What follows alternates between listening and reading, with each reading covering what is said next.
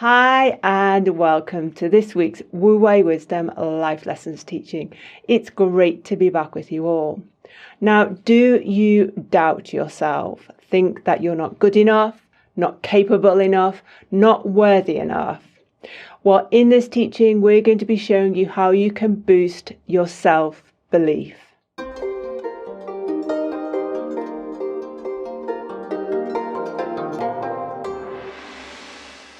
Okay, David, let's go right back to basics. In the Wu Wei Wisdom model, what exactly is self-belief? It's a great question, Alex, because if you think about the word itself, believing in yourself. So what's a belief? It's what really is formed for a lot of my clients in their childhood. It's from their childhood experiences.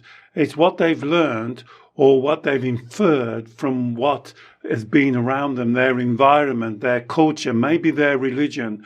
So self-belief is believing in yourself, or for a lot of my clients, it's not believing in yourself. So typically, someone listening to this is going to be struggling with self-confidence, self-worth, self-belief.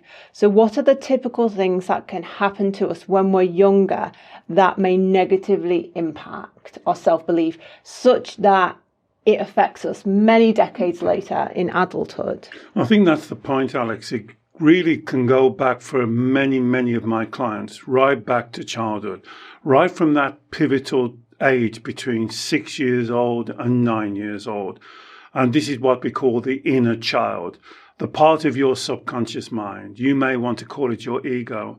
I think you'll see if you follow our teachings, thinking about it and referring to it as your inner child can be very beneficial. So what sometimes happens is when you are in that age gap of 6 to 9 years old, your cognitive reasoning, your understanding hasn't fully developed, but your emotional feelings have.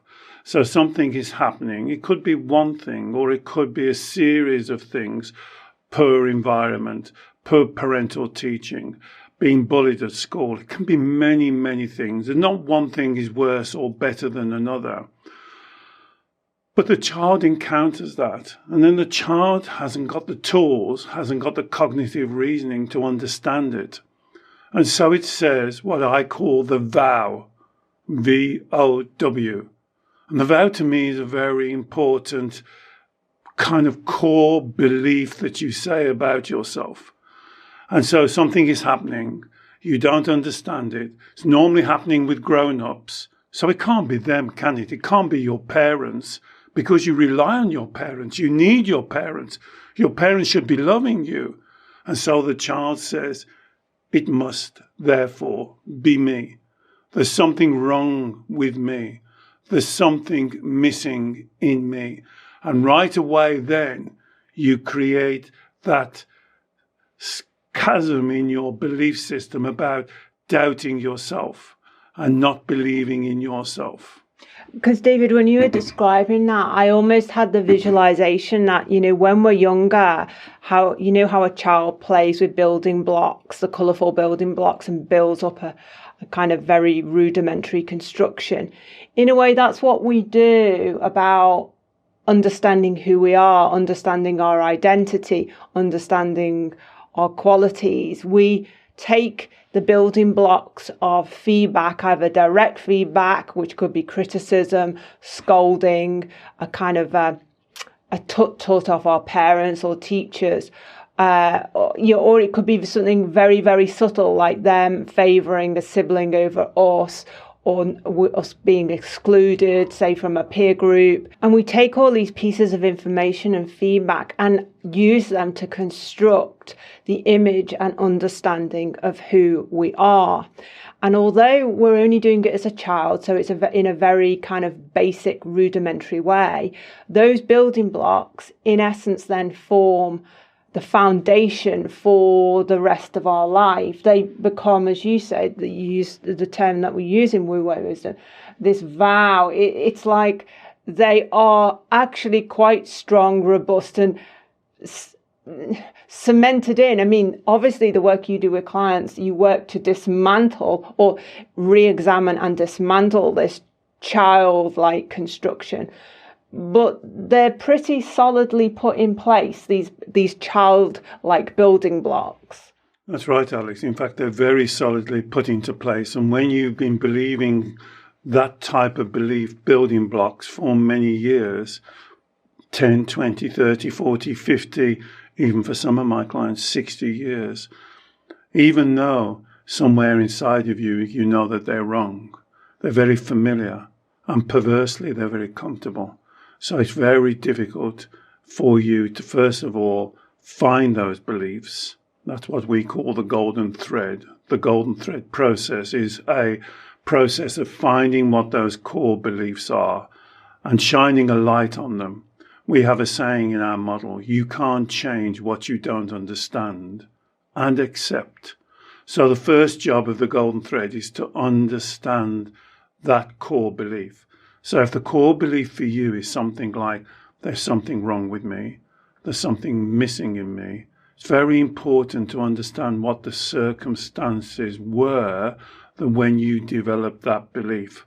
Because that belief was developed through a childlike mind, a lens, a vision of how you being a child sees the world. We're not criticizing the child. That's the last thing we're doing. In fact, we're understanding the child. We're trying to give the child emotional education because the child needs to adjust those core beliefs. And this is why this inner child work is so vital, particularly on this subject of self-belief. So, David, would you say that in your experience of working with hundreds of clients over the years, that when someone comes to you with low self-confidence, self-doubt, thinking they're not good enough in whatever aspect of their life that is, would you say that more often than not, this has its origin in those childhood experiences we're talking about? Yes, I would say that, Alex, because when you start to view your current life, the way in your career, the way you view yourself, your relationships, your sleeping patterns, your eating patterns, all of this can be formed from that very core belief of I'm not good enough. And then on top of that core belief, I'm not good enough, there's something wrong with me, there's something missing with me, we have the three lies. I'm not good enough, I can't cope, I'm unlovable, or I'm unworthy. And that is the kind of the filter or the lens that you're living your life through. And we call those the three lies. I'm not good enough, I can't cope, I'm unworthy or unlovable. Those are the three lies. They cannot be true.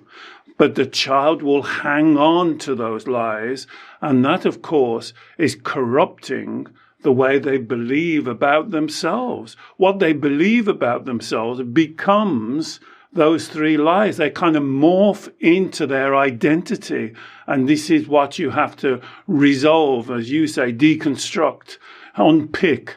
But the inner child will hang on to those because they've held them for so long. And to them, even though it's wrong, it's what they know. And an inner child dislikes the unknown. It will always go to the familiar. I just want to go back to basics again for new listeners to understand what we say when we talk about the inner child, because this is kind of fundamental. We've talked about actual childhood experiences that we have, which create the vow, which create the lies, which cast the foundations of self-doubt. That happens when we're a child. They're then cemented in place, to use the kind of term I said. Now, as we grow older, obviously we're no longer a child, but there is that part of our mind or our ego, if you like to use that term, that we call the inner child. So we are an adult. We're no longer a child, but there is that part of our psyche, our subconscious mind, which acts in a very childlike way and holds on, that part of our mind that holds on to these child experiences, these experiences from childhood, these profound experiences and beliefs from childhood. And that is what you work with your clients, this inner child part of the mind.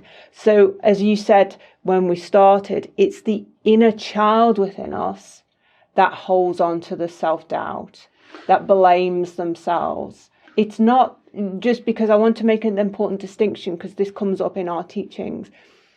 It's not the authentic self. It's not the spiritual self. It's not the Shen part of us, as you teach in the Taoist teaching of Shen. It's that other part of us. It's that trapped part of our mind that we call the inner child that has the self-doubt. That's right, Alex. And you've said some important things there, because when you were doing that description, you used a word like cemented. These beliefs are cemented. Some of my clients will use ingrained. They're ingrained. They're habits. You see, but they're just beliefs. And they're your beliefs. These beliefs can be tweaked, can be changed, can be thrown out. They're beliefs of a universe and a world from a 6, 7, 8-year-old. You're a mature spiritual person now. You shouldn't be driving yourself from those childlike beliefs.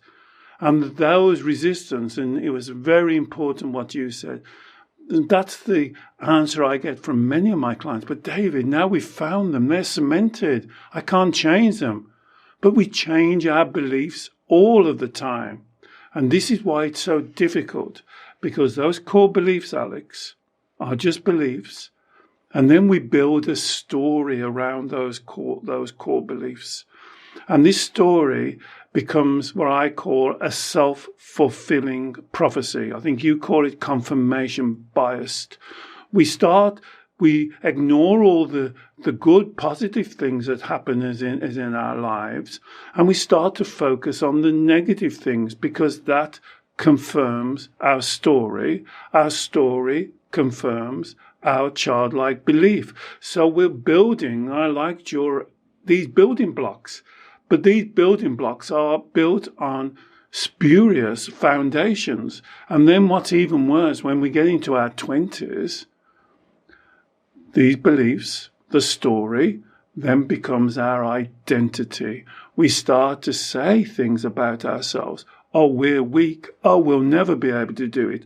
Oh, other people can do it, but we can't do it. Oh, there's something missing in me. There's something wrong with me. And then the circle is complete and you start to believe your own lies. And I think one thing that's really important to say here, David, when we talk about the possibility and the capability of change for the better, to recast our identity, our beliefs into something more truthful, authentic, is that, of course, we cannot change our past experiences. No. They happened. So we can't undo the past, but we have full control over the story and the identity and the set of beliefs that we hold onto, and that are in effect guiding our every thought, decision and action in our adult life. You're absolutely right, Alex. You know, you cannot change the past, but why are you living here as in the past? And you can change your perception, the way you view the past. Like many of my clients see themselves and cast themselves and call themselves victims. And I believe you're victorious. I believe that any child that's come through a dysfunctional childhood like I have, you are victorious. You should be patting yourself on the back, not telling yourself a constant lie and a story that there's something wrong with you, there's something missing with you, that you're not good enough, that you can't cope, that you're unlovable. Because what you're doing is you're defining your future. These beliefs are defining your future. This particular video is about self-belief. And so if your self-belief is negative, this is the law of attraction. You are attracting negative future experiences coming into your life. That's why I believe that your self-belief should be based on truth, honesty, and integrity. truth, honesty, and integrity. And here's how you test it. It's very simple. We call it the Shen test. When you hear yourself saying negative things, ask yourself, would I teach that to my physical child? If a child of 6 or 7 came up to you and said something, if they said, if your cousin, your niece came up to you and said, Auntie, my mother looks at me very funny and she's always angry at me and she's always shouting, would you say to that beautiful child, well, darling, that's because you're not good enough. That's because you'll never be able to cope. The real answer here, sweetheart, is that you're unlovable. You would never say that to them. You would be even laughing as you hear me say this, but you're quite happy to say to yourself. And that is what we have to break in this self-belief teaching. This self-belief is vital, and you have to believe what's true, what's honest, what has integrity. David, I want to dig into this because I know there'll be so many people listening and saying, look, I've tried to talk nicely to myself. I do positive affirmations every day. I try to push myself out my comfort zone, but none of it's worked. So it makes me doubt whether I'm ever going to be able to improve my self-worth and my self-belief. It's just not sticking. But that goes down to the teaching. You cannot change what you don't understand. So a lot of my clients have done this work through the videos, but they don't quite understand that this is based on a lie, and they haven't explored the experiences, and they haven't deconstructed it correctly. But the second part is even more important. You can't change what you don't accept. So they don't accept it. And this is what they will say to me so many times, almost every session. I agree with what you're saying, David, but. And but in the middle of a phrase like that means I'm not accepting what you're saying. I'm holding on to my story. I'm holding on to what I believe. And the reason why you're doing that is because that part of your mind, and I'm calling the inner child, will resist stepping into the unknown. And when we work on clients, this is what they say. Well, better the devil you know. This isn't working for me, but if I step into the unknown, it could be even worse. Let me stay with what I know. And a lot of my clients will try and change other people externally rather than changing themselves. And this is why acceptance is a spiritual teaching. Perhaps in Taoism, I would say, could be one of the most pivotal teachings. Accepting yourself, accepting and understanding when you have a belief that needs updating, changing, making truthful. Because what that does on a spiritual level, Alex, it connects you back to your Shen. Because when you've said to yourself the vow, there's something missing or there's something wrong with me, you've created a chasm, you've created a split between your divine, beautiful, spiritual self and your view of yourself. And this is what the inner child work is all about. The inner child work is, in fact, very simple. It's rather than having the separation between the inner child and yourself, a tug of war, what we're trying to do is to bring that into a oneness, into an authenticity, into a truth, into honesty, into integrity. So there's no hypocritical thinking. There's no saying, well, that's good for them, but it's not good for me. It's oneness. And that, again, is a very powerful Taoist teaching of oneness. So, David, when you say stepping into the unknown in this context, are you saying that although we logically know it's not good to hold on to these inauthentic, inaccurate, unhealthy beliefs about ourselves and our self-worth, that part of our mind we're calling the inner child prefers to hold on to that story than to open up what it would call a can of worms of re-examining where these beliefs came from, looking at our childhood experiences, looking at, did we blame ourselves for things that we shouldn't have blamed ourselves for perhaps examining how our parents behaved in relation to us. Our inner child, that part of our ego, does not want to go there because it prefers the familiarity, albeit uncomfortableness, of the self-doubt. Act perversely, even though someone will come to you and say, yeah, but I really want to improve my self-confidence. This is affecting my career. This is affecting my relationships. Perversely, there is still that part of their mind which actually wants to hold on to that story. That's exactly what I'm saying, Alex. So many of my clients, I've heard these terms: let sleeping dogs lie. Leave it alone. Let me change everything else. I don't want to change this belief. I want everything else to change. Here's another thing. Better the devil you know. Let's stay with the familiar. Let's stay with what I know, because it could be worse if I step outside.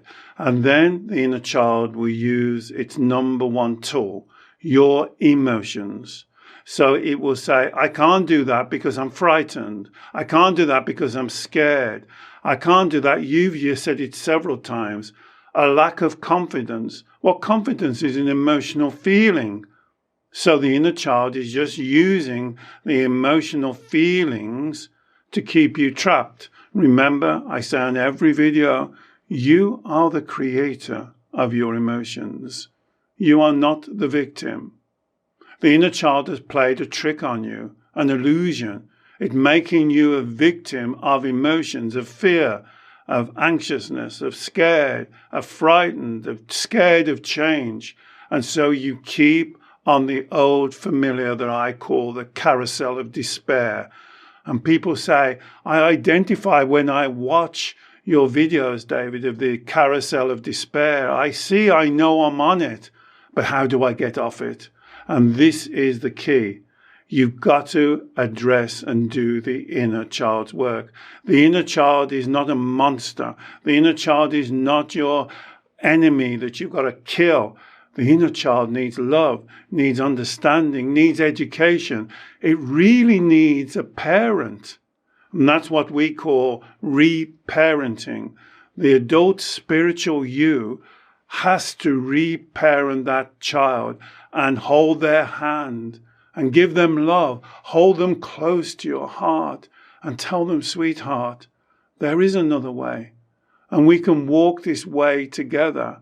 I can be by your side and we can make these changes. Because here's the truth. The inner child favors the familiar. And so when you start walking a new path, after even a few weeks, that becomes familiar. And then the inner child will accept that. And so you've got to do this transformation. It normally takes weeks or a month or 2 months for some clients, but you've got to really communicate and have that inner child language. And we've done so many videos on this because it's so important that you've got to come back into the oneness. You can't have that inner conflict where you do something and you know it's wrong. You know you shouldn't be doing it, but the inner child is in the driving seat and driving you. It's now time to stop. Take a breath. Drop your shoulders. And be the parent to your inner child that it's craved, it's always wanted. David, and as you mentioned, we have a huge back catalogue of inner child teachings and inner child reparenting technique teachings that I will put a link to in the show notes for you that will absolutely help you with this topic. But the key is if someone is not working with you, and I know you can do this work relatively quickly when you work one-to-one with clients, but if someone is at home wanting to do this work for themselves, the starting point is recognizing when you get that uncomfortable, painful red light emotion of self-doubt, of thinking you're not good enough, not worthy enough, that lack of confidence, that red light feeling, and then starting to question, what am I thinking right in this moment, right now? And then questioning the truth and the validity of that thought. And then going back and thinking, when was the first time I thought this about myself? And that's then almost a question that takes you back to those childhood experiences, so that you can then start to unpack and deconstruct the childhood story. That's exactly right. And that's what the golden thread process is. The golden thread process starts at the red light feelings. Notice I don't like to call them fear, anxiety, depression. I call them a red light feeling, because they're really a red light. They're your inner child shouting for help, saying I'm stuck. As I said on many videos, I picture the inner child stuck down a cellar in the corner, huddled up, scared to move. Doesn't like where they are, but they believe that if they move, it could be even worse. And we have to go down those cellar steps with love, with compassion, with kindness, with understanding, but with truth, honesty, and integrity. And we have to be able to sit with that part of your mind. And that's really all I do when I work with clients, is to answer their questions. Those 3 lies, if you have said in your mind any or all 3 of these lies, I'm not good enough, I can't cope, I'm unlovable or unworthy, your inner child has some control over your life. You are not guiding your life, and that is the self-belief. Your self-belief has a fault line in it. It's not connected to the truth, honesty, and integrity of your spirituality that I call Shen. And I'm not talking about supernatural, not talking about something outside of yourself. I'm saying this is totally natural. You are an awesome, amazing person. I don't know how you've got through your life. You are victorious. Now you've got to go to that part of your mind, whatever you call it, ego, subconscious mind. I call it the inner child. And you've got to go to that child, and you've got to hold out your hand of love, compassion, and kindness. You've got to answer that child's question. You've got to take them up into your arms. And above all, you've got to give them love. And just as the example I used earlier of the Shen test, if that child came to you and said, I'm not good enough because my mother or my father doesn't love me, what would you say to that child, that physical child? And just say the same to your child. Be that guardian, be that spiritual person. You can do it. This can change. These are only beliefs. Beliefs are not concreted. They're not set in stone. They're not ingrained. We all change our beliefs constantly. Now you can change this belief and start believing in yourself. And that really is the key. Believing that you are awesome. Believing that you are magnificent. Believing that you are victorious.